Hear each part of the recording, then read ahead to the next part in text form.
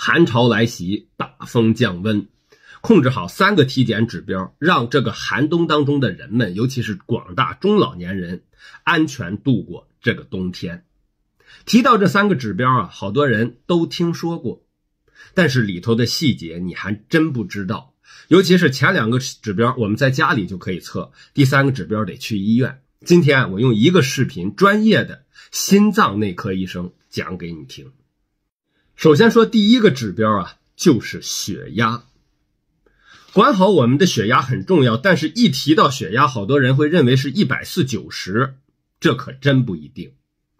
在我们家里量的血压的高血压诊断标准是135/85，而不是大家熟知的140/90。所以说对于很多人来说，可能需要把你的血压控制得更严格一些。除此之外，还有一个关键点，就是广大的中国高血压患者普遍存在清晨高血压现象，也就是早晨睡醒了，起来之后血压高。对于这些人来说，一方面要配合专业医生进行专业的处理，把清晨高血压控制好；另外一方面要注意减少在寒冷的冬季在清晨这个时间段外出做体育锻炼，因为你本身就有清晨高血压，你再出去做体育锻炼，寒冷环境下再加重这个高血压，就有可能心梗、脑梗、脑出血随之而来。所以说大家要特别注意。说完第1点，说第2点。第2点是血糖。血糖呢，我们在家里也能自己测啊，有个血糖仪就能测空腹、测餐后。而对于冬天呢，人们特别容易血糖高，就是因为外出体力活动少了，在屋里猫着的机会多了，甚至好多地方有猫冬的习惯。正是这个体力活动的减少，让我们很多人的血糖，尤其是餐后血糖明显升高。所以说对于很多人来说，要在这个时间段入冬之后注意监测一下血糖，尤其是体力活动明显减少的人。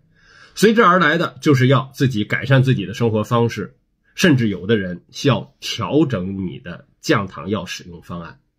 这是张大夫提的第2个醒。第3个注意的指标要去医院查了，就是血脂。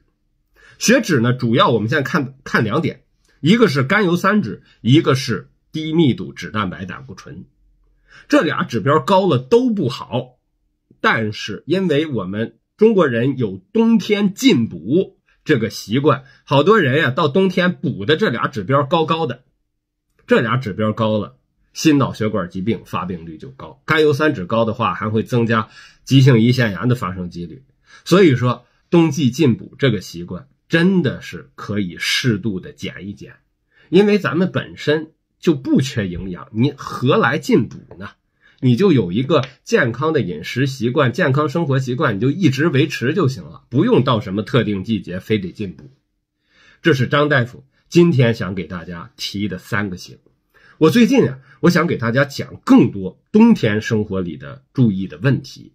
大家要是愿意跟着我听的，你给我点个关注啊，在这儿一点关注张大夫之后，我每天都给你讲，希望我的讲解救了你，也救了你的家人。